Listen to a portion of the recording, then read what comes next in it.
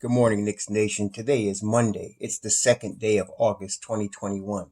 Tonight at 6 p.m., free agency in the NBA will begin. I hope you're COVID-free today. I hope you're healthy. I hope your family's also COVID-free and healthy, and that the needs of you and your family, in terms of food, shelter, and clothing, are being met. Blessings upon those that work in the healthcare field, trying to save lives, and those that pick up garbage for us to keep our places clean. Blessings upon those that make deliveries for our convenience. Double blessings on those trying to deliver boys and girls, men and women and children from the clutches of sex slave operations, human trafficking, child pornography, pedophilia, and child molestation. Double blessings on those trying to help and deliver, as those police officers did in Tennessee just this past weekend. And curses upon those, like those 19 men that they busted. Double curses on those that seek to support and exploit these nasty industries. Finally, blessings upon those helping the homeless and on the homeless themselves. Almost 600,000 men, women, children, and families sleeping on the streets in the United States of America, and millions around the world in worse conditions. Blessings upon them and upon those that are helping, for theirs is the kingdom. Today, as I mentioned, at 6 o'clock tonight, free agency begins in the NBA. Now, we already know a couple things, a lot of things. First off, agents and teams have already been in touch prior to 6 o'clock tonight. It's not official, but you know that that's the case. They can't come out and say what deals have been made already. They can't come out and say what, because they're not supposed to be contacting each other. But in the real world, this is what they do. They do have ways of connecting, of talking, of negotiating even before the time begins, so that we already know beforehand they already know beforehand the way things are going to roll. Okay.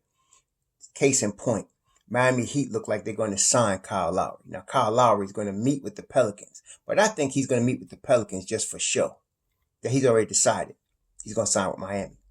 Now, the only way the Knicks would have a chance, and the thing is with the sign and trade that Pat Riley's pulling off with Goran Dragic at $19 million and whatever else he might send to Toronto. The thing about that deal is that it has to be a 3-year deal to Kyle Lowry. Only the first year has to be guaranteed. But by the NBA rules, if they do a sign and trade in this magnitude of this situation, it has to be a 3-year deal. So they're going to offer Kyle Lowry 3 years, of which only one needs to be guaranteed, but it could be all 3 are guaranteed if he's going to go there. He's going there because of his tight relationship with Jimmy Butler. They're very tight. They're very close. They're friends. Kyle spent last year living in Tampa area in Florida. Apparently they like it. So it looks like he's going to Miami. 3 years deal. Now, how does that affect the Knicks? Well, we know that Kyle Lowry was on our list as possible free agent that we were going to acquire. I told y'all last week it was a high probability that there'll be Kyle Lowry, that there'll be CP3, and that there'll be Colin Sexton. And the reason I said that was because I didn't believe anybody would give any of those guys 3 years. Because I know that our crew won't give anybody more than 3 years. And in the case of these type of individuals at 35 and 36 years old, they're definitely not giving them more than 2 years. And I know Leon ain't budging on that, and I don't blame him. Okay, so it looks like, though, that the Miami Heat are willing to go 3 years, upwards of $90 million or more for Kyle Lowry. Yes, or more for Kyle Lowry. Okay, so it looks like he's going to Miami Heat. CP3, as I mentioned last week, he really wants to stay in Phoenix. And they'd have to basically chase him out, which they ain't that stupid, right? So even if they offered him a 2-year deal, I think he'd take it. I don't think he'd leave over that. If it was an insulting 2-year deal, like if it was something like 2 years, $40 million, which for CP3 would be an insult, he'd probably leave over that. But they're not that dumb. They're going to give him the money. He's going to stay there in Phoenix. So that leads us to Colin Sexton and also the cheaper options that we talked about. Now, I want y'all to understand something. Some of y'all are under the impression, some in Knicks Nation, that when you make a plan, that the end result of that plan must happen at a certain time. Like, for example, the Knicks are now keeping their balance sheet very flexible and very fluid, as I mentioned to you, because if a big superstar, one of the top 10 players in NBA comes available, they'll be in a position to take that person, to sign that person, to bring that person on board if they want to come to New York. It doesn't necessarily mean it has to happen in 2022. Okay, it doesn't necessarily mean that. because it's not up to the Knicks. The Knicks can only be in position. It doesn't necessarily mean the players want to come to New York. And I want to say, some of the reasons players don't want to come to New York have to do with y'all in Knick Nation. Just saying. But anyway, some players may not want to come here. Okay, so you got to set it up, and you do all you can to be in place. You make your team tight. You get the 4th seed in the East. You make the playoffs. You look like you're moving forward. You get a tight coaching staff, a tight scouting situation, and of course your front office got to be tight, and ours is. So you got to have all that in place. But the player still have to want to come to New York to play. Okay, they really and not everybody wants to come to New York. As I mentioned, there's the Knick Nation that can eat somebody's head off. There's people like Mark Berman that write crap in the post about our own players and all kind of rumors and create all kind of dust where it didn't exist before. And there's all of that. So players have to be a special breed to actually want to come and play and then succeed in New York City. So all you could do is set it up. Now, Leon is in a position so that today, for example, Kawhi Leonard opted out of his contract.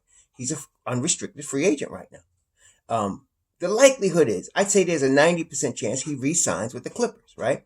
But just in case of that 10%, if he decides, I want to come to New York, I want to investigate New York, we're in a position to do it. Okay? We're in a position to do it. Or if Damian Lillard decides, which he has not, if he decides, I want to be traded, and I'd like to look at New York, we're in a position to deal. Okay? That doesn't necessarily mean it's going to happen, but we're in the position to do so. In the meantime, we have to remain competitive. So we can't have a complete rebuild. We got to be moving forward with our team. We got to still be a top 6 team in the East for somebody to consider us. If we're a lottery team this year, forget it. Okay? You're starting over again. But you don't want to do that, which is why you keep your core pieces of Mitchell Robinson, R.J. Barrett, and Julius Randle. You keep them. You don't trade them because you don't want to start over. Okay? You want to continue the continuity. Speaking of Mitchell Robinson. So the Knicks exercised his option, $1.8 million. They could now get him an extension. The maximum extension that he's eligible for is $51 million over 4 years. He can get a $51 million extension over 4 years, which is reasonable for Mitchell Robinson. At some point, they'll probably already begun discussing that. At some point, I believe he'll sign it, unless. And I told you all this before. Many of you guys like to mention trades. You guys love that because you're into this NBA 2K. So some of y'all be mentioning all kind of trade ideas. Some of them like 10 miles long, But I'm not trading Mitchell Robinson unless I'm getting Miles Turner. Bottom line, period, end of story. If I'm getting Miles Turner, okay, I'll trade Mitchell Robinson. Other than that, we don't need to discuss it with anybody. Okay? All right? So if Indiana is talking about trading Miles Turner, which I always have said is stupid. I cannot believe that owner would be that dumb to do that. You treat cheap as he might be because they got a tight team. He already made a mistake by firing Nick McMillan. That was dumb right there. But anyway, then I'll be amenable. I would like the Knicks to go ahead and get Miles Turner because that boy could play. Okay. So, there's that. But other than that, our core is R.J. Barrett, Mitchell Robinson, Julius Randle, and Emmanuel Quickley. That's our core. And now we just added to that with Quentin Grimes, right? And Deuce McBride. So now we have a young core, right? So you want to keep that together if you can. Okay. So now on the point guard front, looks like Lowry's out. It looks like CP3 is out.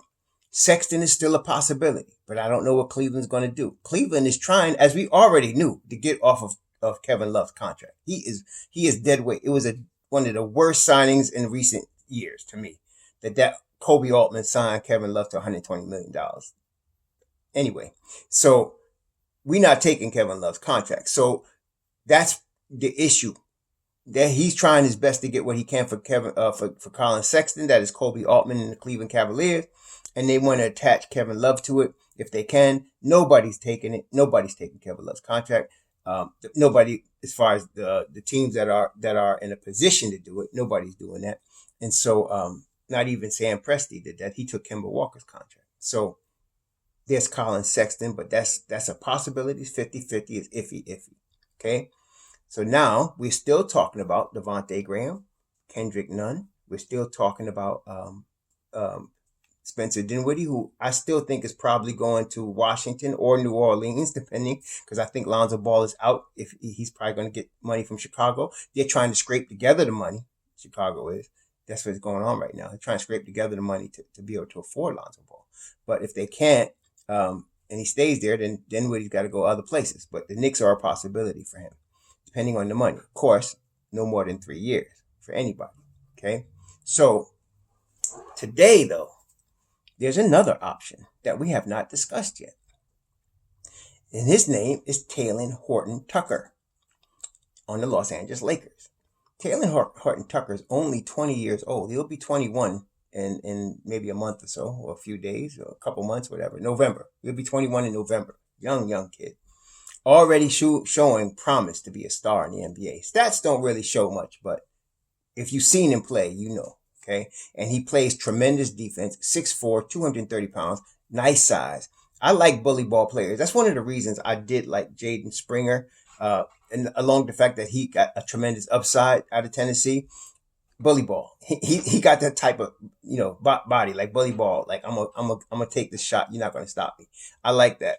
That's RJ Barrett. Well, anyway, that's Talen Horton-Tucker as well. 6'4", 234 pounds. Come out of Iowa State, same as Tyrese Halliburton. And and he's shown himself to be a tremendous defender already and offensive promise. He is a restricted free agent. We could put the squeeze on the LA Lakers because LA Lakers are not over the luxury tax, even with Westbrook yet. But to re-sign Talen Horton-Tucker at a market value and to re-sign Alex Caruso, they're going, and of course you got Dennis Schroeder, they're going to be over the luxury tax. Nobody wants to pay the luxury tax. I was telling you that from last year. Nobody wants to do that because that's just giving money away. No owner, I don't care how rich he is, wants to give money away. Okay, especially rich guys. They hate taxes, any kind of taxes. Okay, so the Lakers would be in luxury tax territory re-signing him, which means we should make him an offer. So he would be a wing, a two guard for us, Talen Horton-Tucker, and he could guard multiple positions. So he would be a wing. We could get him again. It's the same deal. I would offer all of them the same deal. 3 years, $51 million, first year guaranteed, 2 years team options. Same thing. Okay. So, but that right there would put the squeeze because the Lakers are about 12 million from the luxury tax. Okay. So if we offered him that means the first year is 22 million guaranteed, right? So now, they're over the luxury tax by 10. They're paying 20 to match that. See, so they'd be actually paying Talen Horton-Tucker. They'd be paying him 42 million. That's the position they're in. See, so they got Westbrook. So probably they know they're going to lose somebody. So to me, he's ripe for the taking. He's ripe for the taking. And again, if you look at his stats, you're not going to see much. But if you actually have seen him play, he could play. Okay, he could play. Right? So, and that would be a tremendous get for the Knicks. As a matter of fact, while we're on the Lakers, there is back to Dennis Schroeder. Now, Dennis Schroeder has priced himself out of the market, right? He turned down $84 million. He should have took that. It was a 4-year, $84 million deal. He should have took that. And then he's talking $100 million. Ain't nobody giving him that.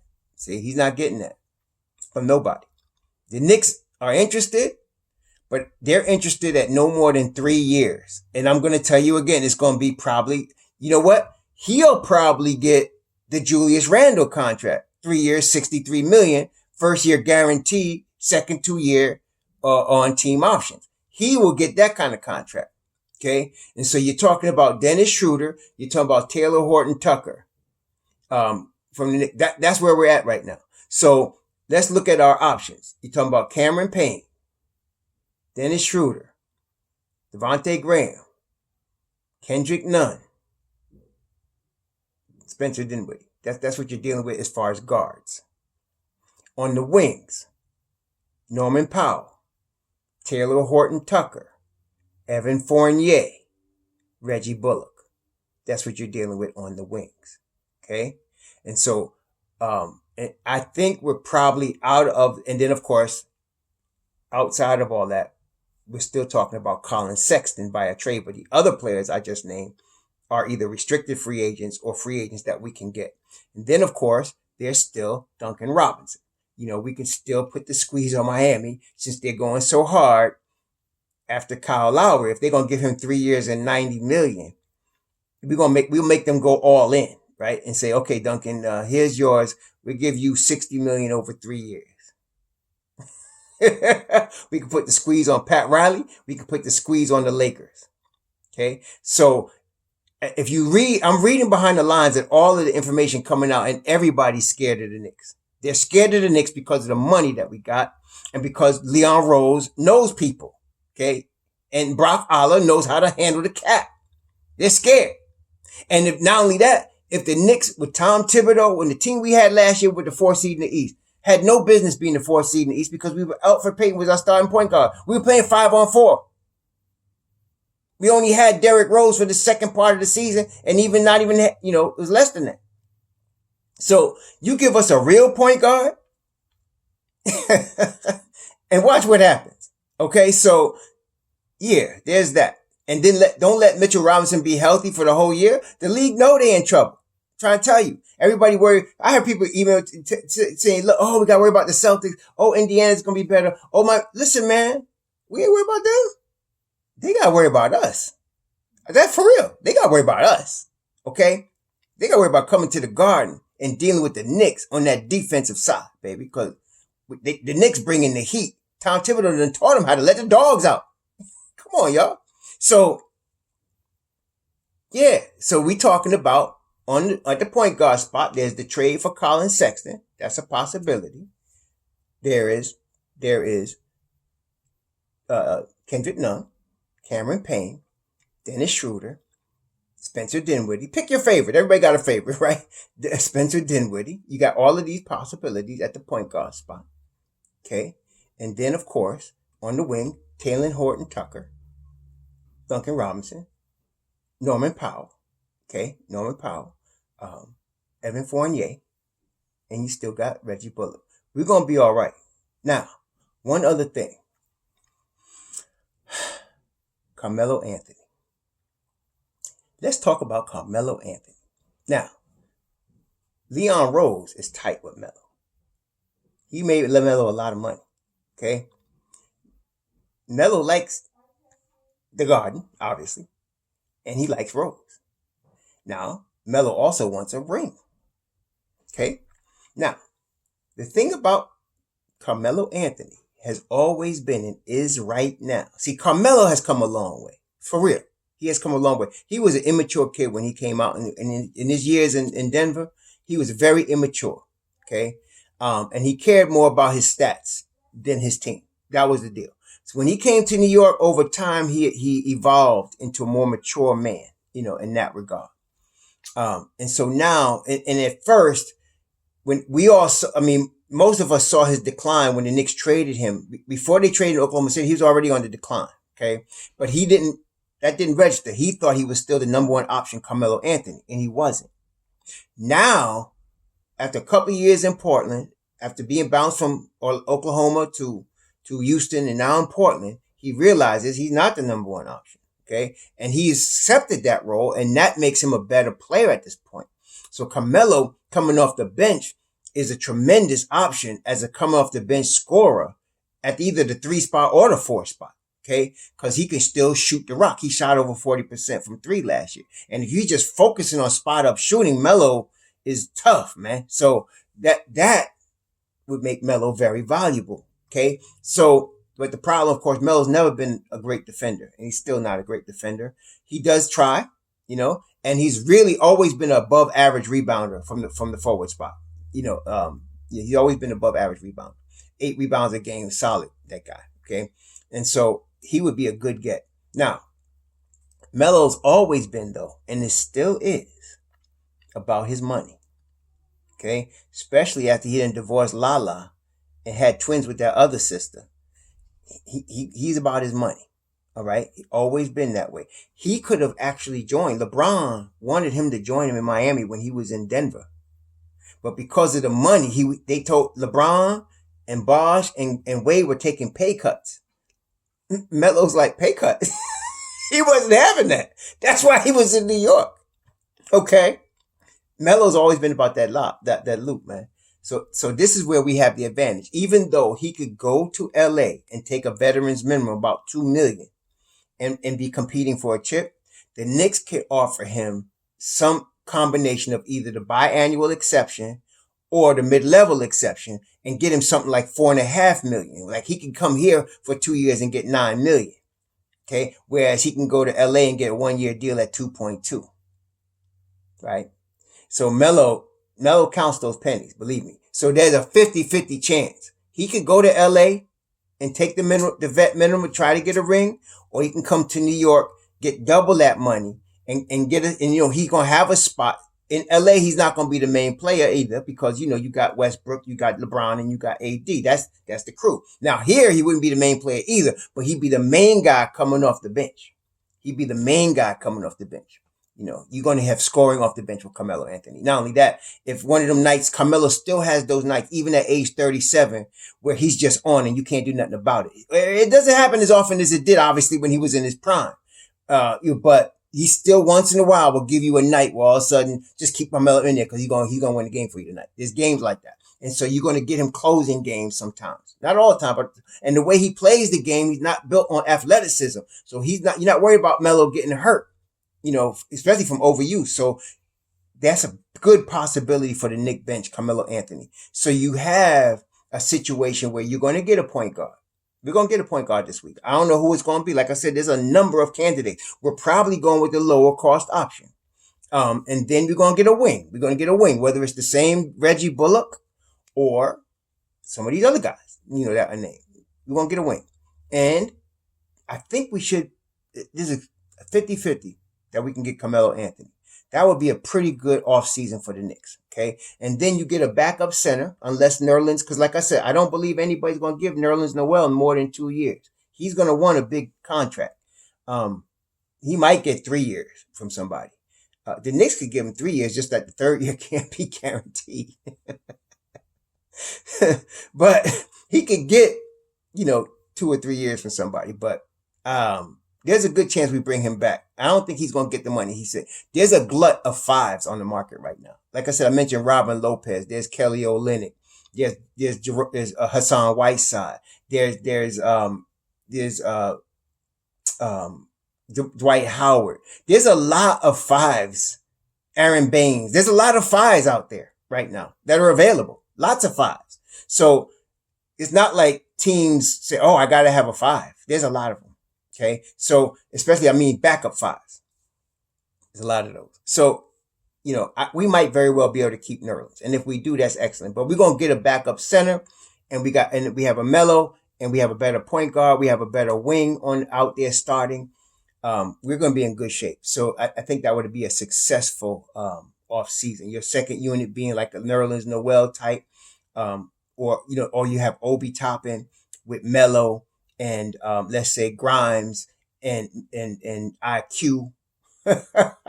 That's pretty good. And then you got your Deuce McBrides too. Deuce McBrides, Grimes, IQ, Melo, maybe Obi. That's a tremendous second unit right there. See, so I think we'd be in good shape. You're gonna be in good shape. So I just wanted y'all to know the CP3 probably not, because I think the owner can't be that stupid, and I think CP3 really wants to stay there, so he's going to stay in Phoenix. And then there's Kyle Lowry. It looks like he's going to be in Miami. So there's those two guys off. The Colin Sexton thing, we don't know what's happening because our boy Leon is quiet and the Ninja Perry is quiet. So we don't know what's happening behind the scenes. They may have a deal in place. We don't know. We're going to find out. Okay, we're going to find out.